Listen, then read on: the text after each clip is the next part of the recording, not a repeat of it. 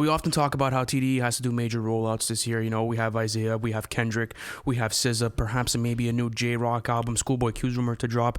But the big question is what happened to Ab-Soul? I mean, listen, it's going to be 5 years now that he hasn't dropped. But, you know, there was rumors going around that he was supposed to drop as of 2020. But, of course, coronavirus fucked that all up for him. So, Lou, take us through the rest of this, man. Yeah, man. So, I mean, we haven't heard from him since 2020 when we had the T.D.E fan appreciation week. Dangeroo Kipo freestyle, correct? Yeah, that was the last single that he had dropped. And by the way, guys, let us know in the comments what you think about Ab-Soul and where you think, you know, the future of his career kind of lies, because it's interesting. It's very interesting because he's always kind of been the man of mystery with T.D.E. Mm-hmm. And, you know, as much of a low-key profile that Kendrick's had, you can see that Ab-Soul has even had more of a low-key profile himself.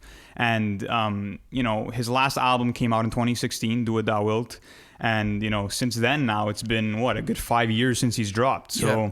I mean, since then, what has he done? You know, he's done a song, I think it was called Bloody Waters off of the Black Panther soundtrack. Mm-hmm. He had that single in 2020, but apart from that, nothing much, man. Yeah, and a big part of that was, you know, he was supposed to drop in 2020, but that got pushed back because of the pandemic. So, I mean, he's supposed to be dropping this year. He did tweet, I think it was on January 1st of this year, saying that, you know, the album's on the way, but you guys already know that because it's been so fucking long. And where do you think he's going to go next?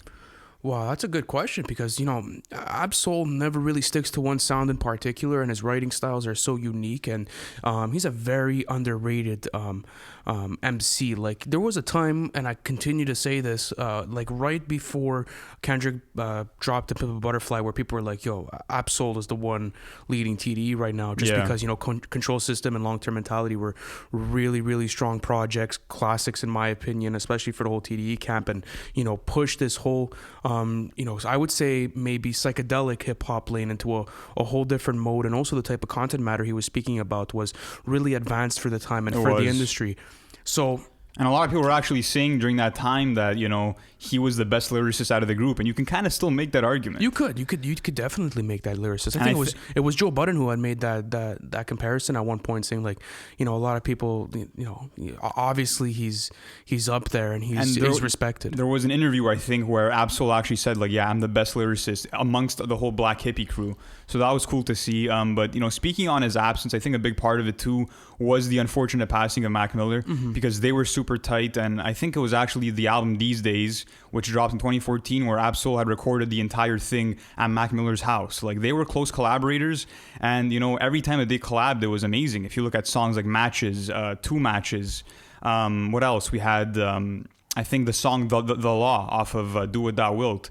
They gave us timeless collaborations, and I think that, you know, experiencing that loss maybe made him reflect on his craft and just, you know, take some time away from the music and the spotlight. I'm interested to see where he goes with this, because it's going to definitely be personal, right? We haven't heard from him in 5 years, and he must have gone through a lot of fuck shit in the past 5 years. Yeah. So, you know, obviously there was talks about substance abuse and, you know, him overcoming that. And, you know, then after that, like, you know, there was some rumors going around that he didn't know where to go with his music. Oh, really?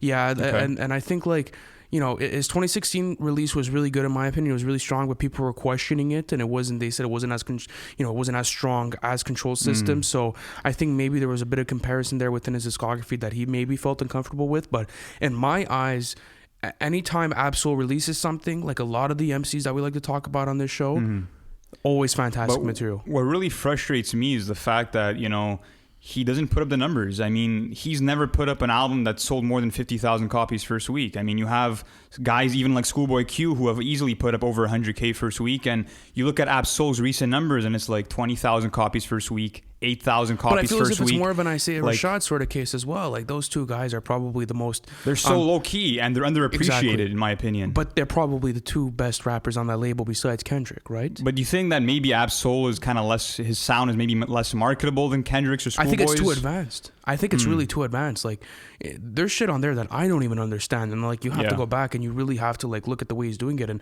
honestly, I'm going to probably bump Control System again tonight and go through the whole thing just because I'm so anxious. And I remember the first time I ever really got into the groove with Ab-Soul, it was really like, okay, this guy's on a different level. And I could understand how he doesn't have the commercial appeal as, like, let's say we think he would, because content matter he's talking about. It's on a different complex level. as fuck. It's very complex, and there's a lot of double entendres. There's a lot of wordplay. There's a lot of symbolism. There's a lot of also vivid imagery throughout his storytelling. Like when it comes to his writing, it's the full package. Like there's never really anything that's lacking throughout there. As far as producers, I mean, like T.D.E for sure.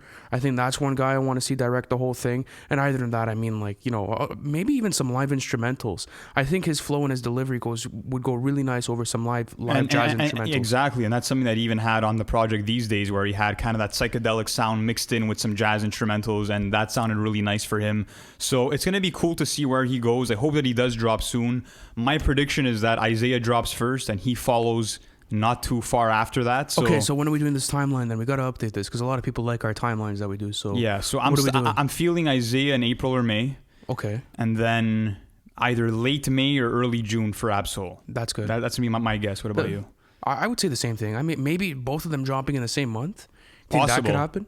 That's possible. Because then after that, you would have to kind of take Kendrick and make him drop in the middle of the summer. And I don't know how that kind of feels, right? It'll be cool to see if T.D.E goes all out and has all of their artists released this year. It's possible, man. It is very possible, and but guys, I think they have to. Yeah, and guys, we're going to be covering all of these album reviews, so stay connected with us for the latest industry updates and, you know, us just talking hip-hop as usual. Thank you so much, guys, for watching the episode. Listen, we got a lot of stuff going on here at NFR. You guys could join our community by joining our Discord chat. It's absolutely popping. The link is going to be in the bio, guys. And listen, hit the like button, hit the subscribe button, and the notification tabs. We're doing daily content here at NFR Podcast. Thank you guys for sticking in, and I'll see you on the next one.